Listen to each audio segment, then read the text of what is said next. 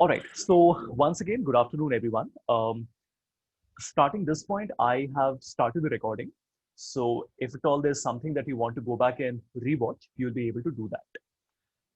So yesterday, we dedicated a lot of time into a couple of things. So we learned how DAX works. Let me just quickly refresh it in 2 minutes because today will be a continuation, the first 30 minutes, right? Uh, and it's very important for you to know what we did yesterday and understand it properly. So the first thing I did was I showed you that you can create a date table. So if you remember, we went to the data view. We created a date table. I showed you there were multiple ways of doing this. We could use calendar. We could use calendar auto. We could create a date manually. But I'm sure all of you would agree with me that the best way to do this so that it is dynamic is to use the min and the max like this, right? Once we did that, we also had to create a model between my date and my order date. And once the model is created, you would notice that in the original table, if you look at the order date here, which I've highlighted, this is not a date anymore, right? A lot of people get very worried when this happens.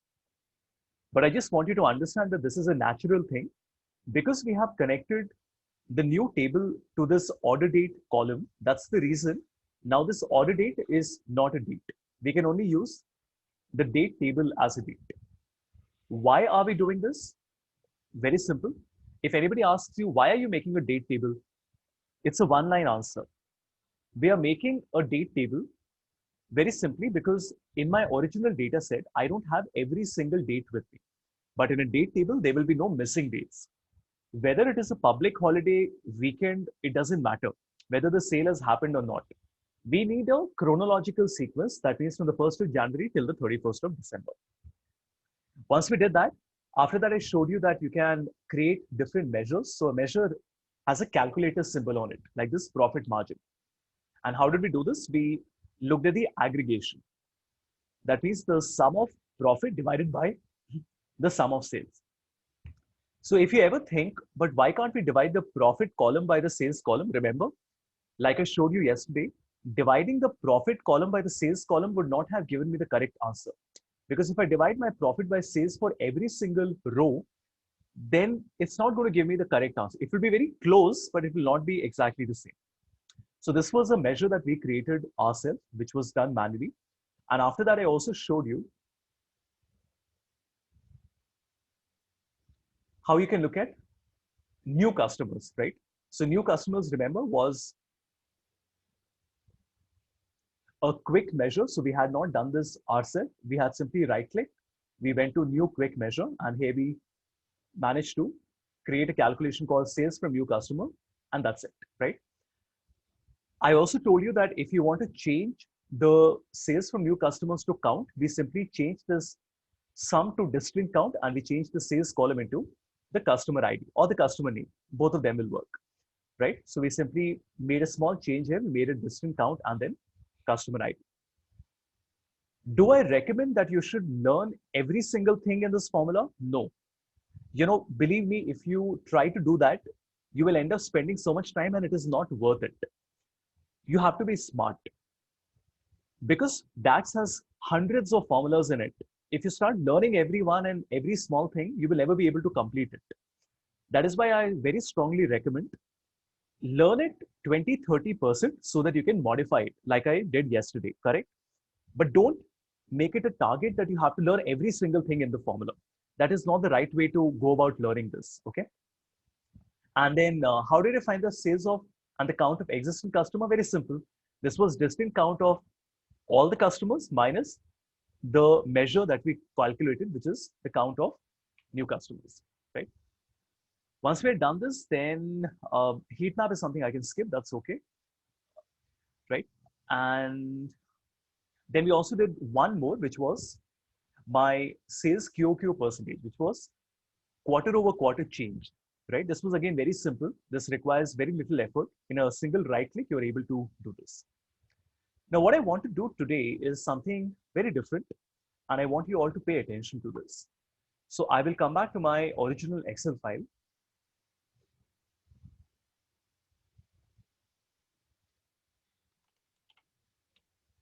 And this is my question, everyone.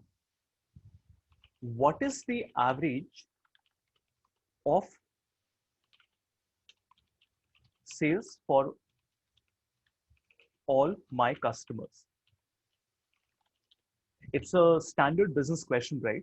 You want to find out that you're selling to multiple customers and you want to find out what is the average of sales for all the customers. Can anybody tell me how should I make the pivot table? What should I keep in rows and columns and values?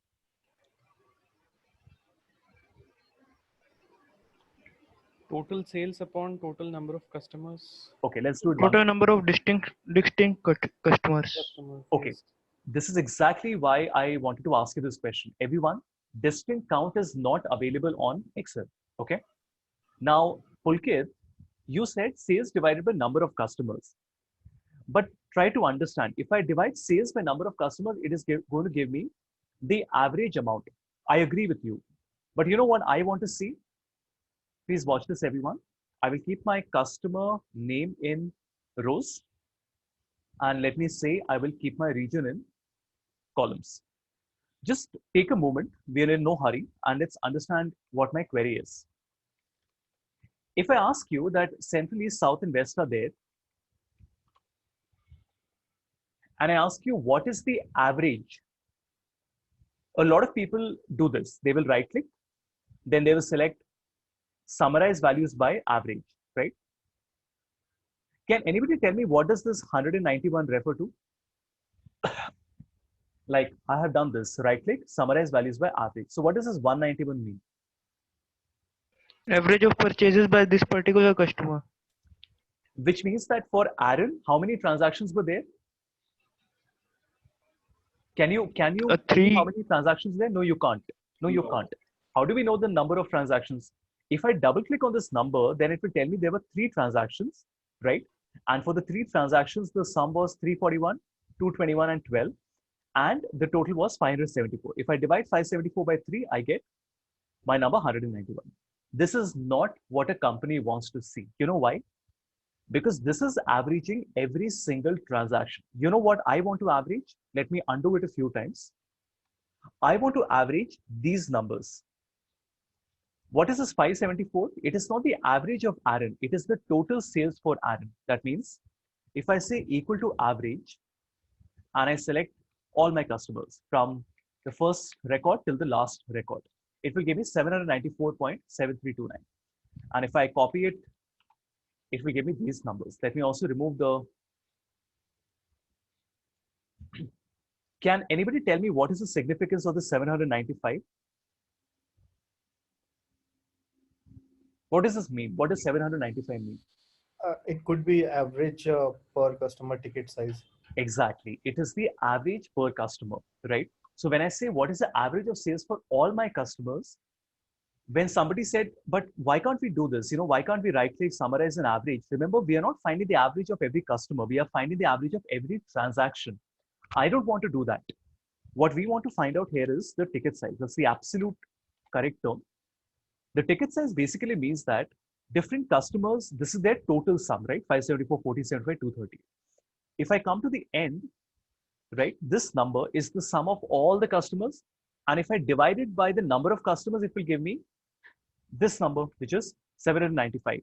But the problem is that if I right click and say summarize as average, what will happen? This number is different. This is 215.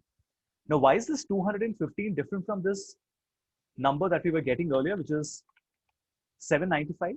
Because remember, 215 and 795, right? There are 2 numbers we have. 215 is what? It is the average of each and every transaction for each and every customer. Okay. What is 795? It is the average of each customer sum. Just take a moment, like, because I remember when I did it for the first time, I really had to practice this on Excel a lot to really understand what is the difference between 215 and 795. But I hope it is clear, everyone. 215 is the average of each and every transaction for each and every customer. What is 795? 795 is also the average. So if you notice, I'm calculating the average here, but the difference is this is not the average of every transaction. It is the average of every customer sum. Now, why is this very important for a business? Try to think about it. If I only wanted to find out the average of every transaction, what would I have done? I would have done right click, summarize values as average. And what are the results? It's these numbers. I'm just going to copy this.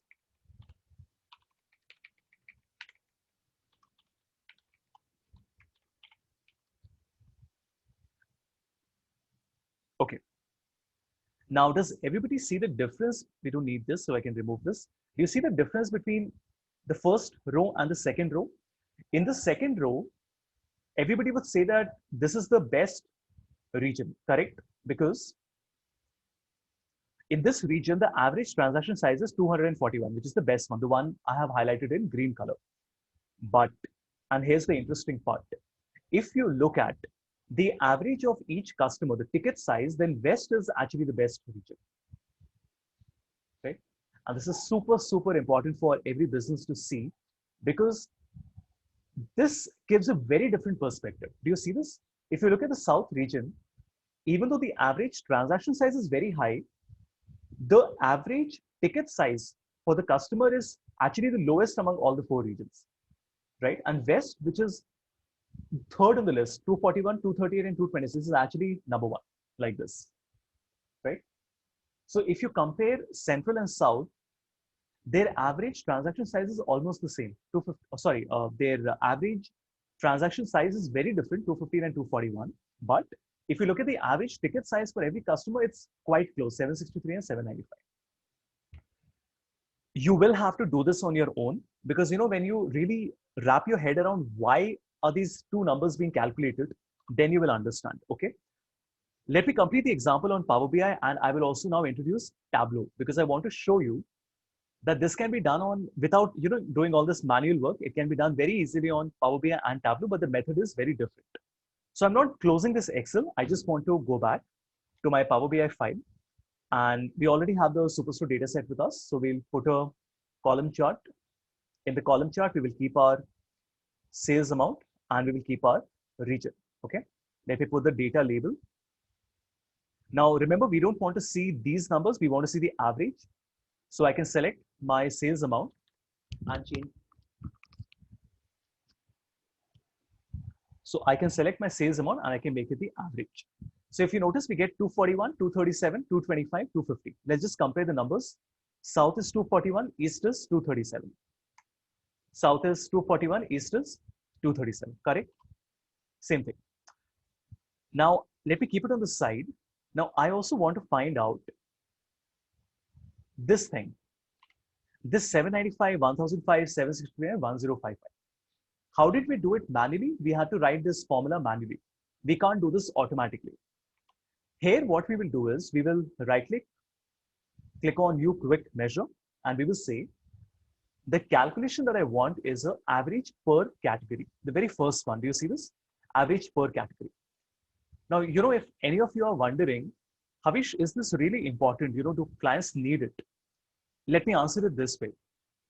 Power BI has made this the first calculation. That itself should convince you that this is such an important